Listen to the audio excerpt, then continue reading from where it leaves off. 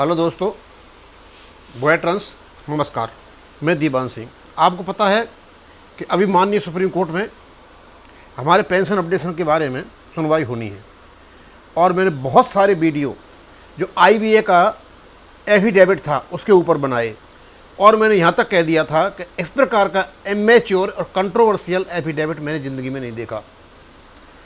Totally फैलेसियस और totally erroneous, totally illogical और totally unreasonable. यदि कोई व्यक्ति इसका लीगल इंटरप्रिटेशन करे, अच्छी तरह बैठ करके सोचे समझे भाई इसमें क्या लिखा हुआ है, तो उसको भी हंसी आएगी यार ये बनाया किसने है।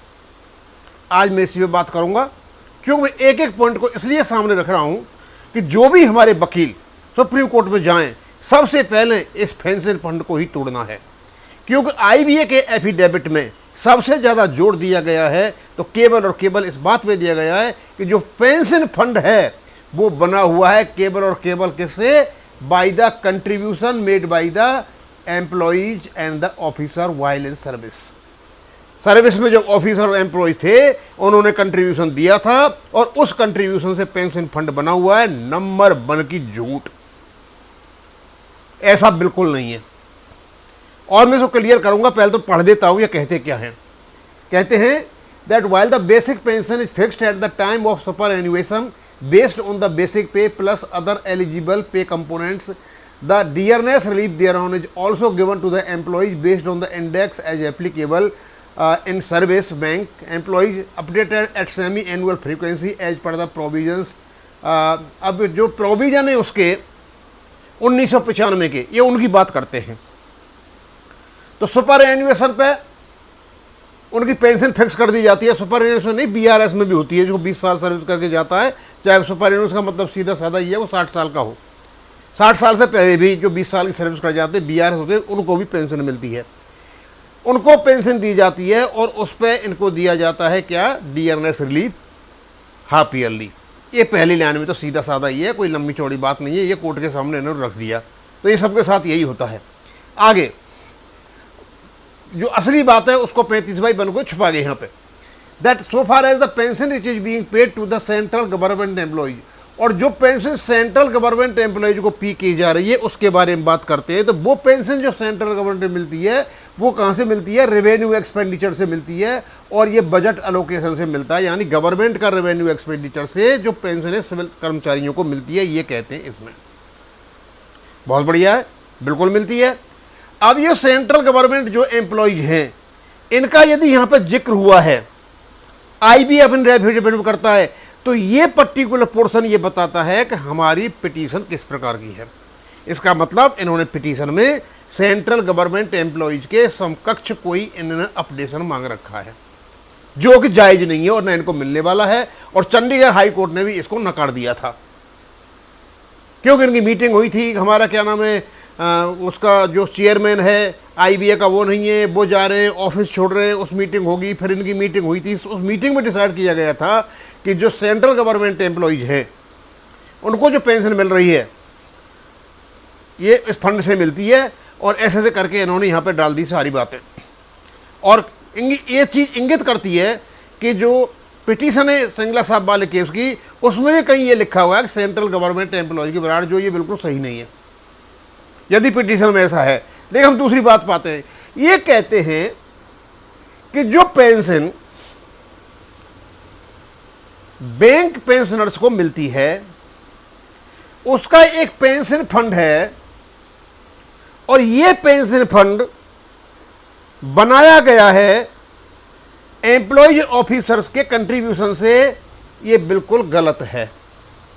इनका रेगुलेशन 1995 ये कहीं नहीं कहता है कि जो पेंशन फंड है ये एम्प्लॉय ऑफिसर्स के कंट्रीब्यूशन से बनेगा। केवल और केवल एम्प्लॉयर का जो कंट्रीब्यूशन है उससे पेंशन फंड बना है।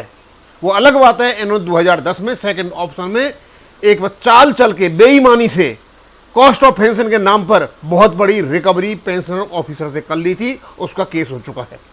यानी ये जो पेंशन फंड बना, और ये जो पेंशन फंड की बार बार पेंशन फंड की बात लाते हैं, क्योंकि जो एम्प्लॉयर का कंट्रीब्यूशन था और जब पेंशन स्कीम आई थी उससे पहले जो CPF में पैसा कटा हुआ था उस पैसे को बैंक कहाँ रखे, अपने पास तो हर एक बैंक रख नहीं रख सकती, क्योंकि SBI इंडियन बैंक को पेंशन नहीं देती, इंडियन बैंक एसबीआई के उनको नहीं देती। हर बैंक अपने अपने एम्प्लॉय को अपना अपना पेंशन का देते हैं और सबके अलग ट्रस्ट हैं और सबके ट्रस्ट हैं। तो ये पैसा जो एम्प्लॉयर का आया,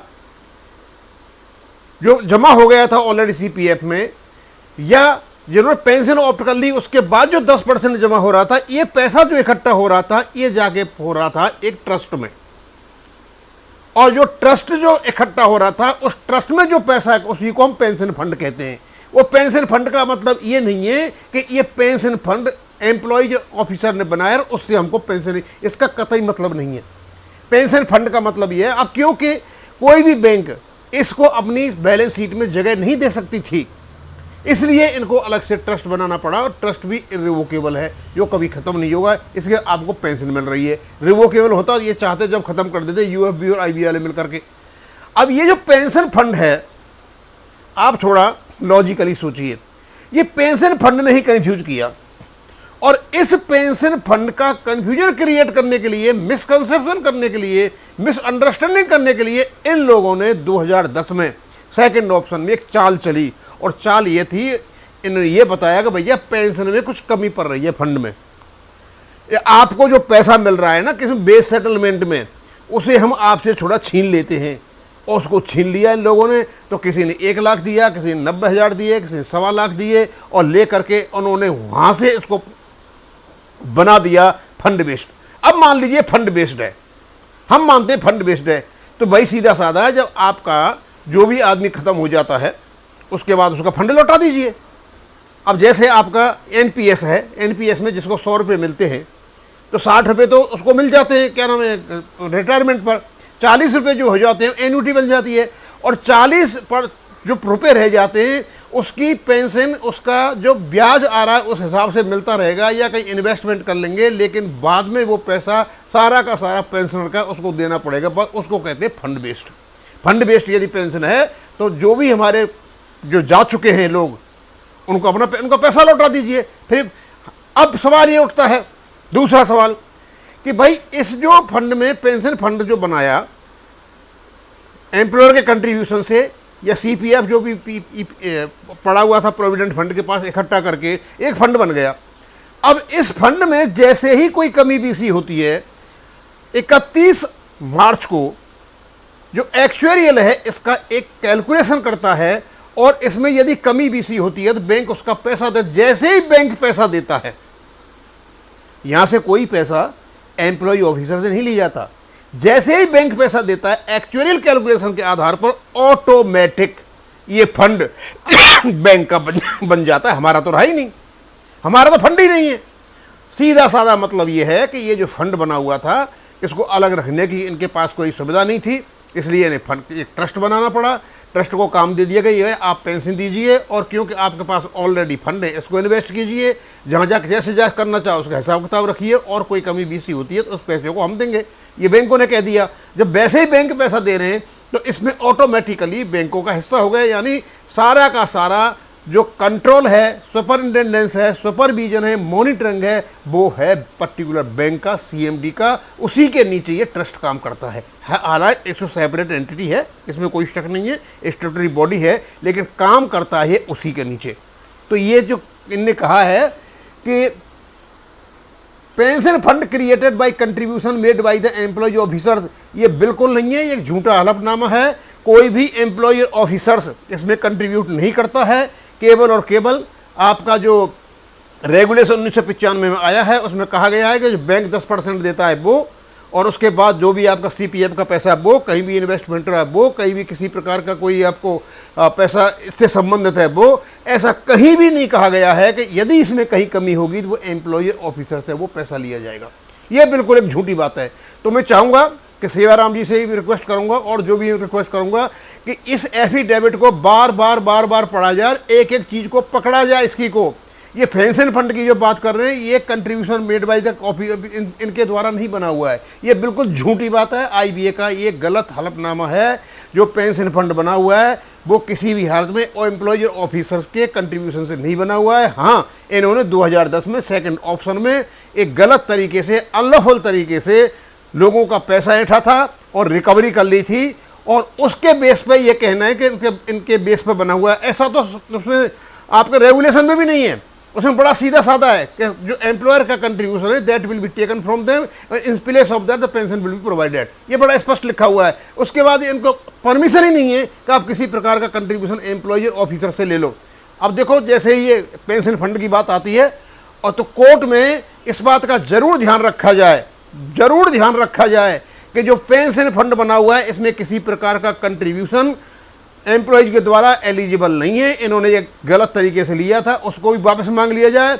और चंडीगढ़ हाई कोर्ट ने यह कहा था भाई आपके एग्रीमेंट में पेंशन अपडेशन है, लेकिन आपका जो रेगुलेशन प्रॉपर तरीका से नहीं बना है, आप इसलिए दोबारा बातचीत करें। तो उनको बता दो साहब दोबारा किससे बातचीत करें। जो रिटायर्ड एम्प्लॉयज का एसोसिएशन, उनसे तो आईबीए काम बात करना नहीं चाहता। और जो हमारे एसोसिएशन बने हुए हैं, जो हमारा पैसा लेकर के बैठे हुए, इन्होंने कोई कॉन्ट्रेक्चुअल लायबिलिटी का क्लॉज दस्तखत कर लिया है। और दूसरा, आजकल ये हमारी चिंता नहीं करते जिस काम के लिए बने हुए हैं, ये तो केवल और केवल हमसे पैसा लेते हैं और फिलिस्तीन कॉज के लिए 5-5 लाख रुपए देते हैं। इस प्रकार की बातें सीधा कोर्ट के सामने लाइए, आमने सामने लड़ोगे, अग्रेसिव लड़ोगे तो आप जीतोगे, अदरवाइज कोई पूछने वाला नहीं है। अब मैं यह खत्म करूँगा। थैंक यू, धन्यवाद।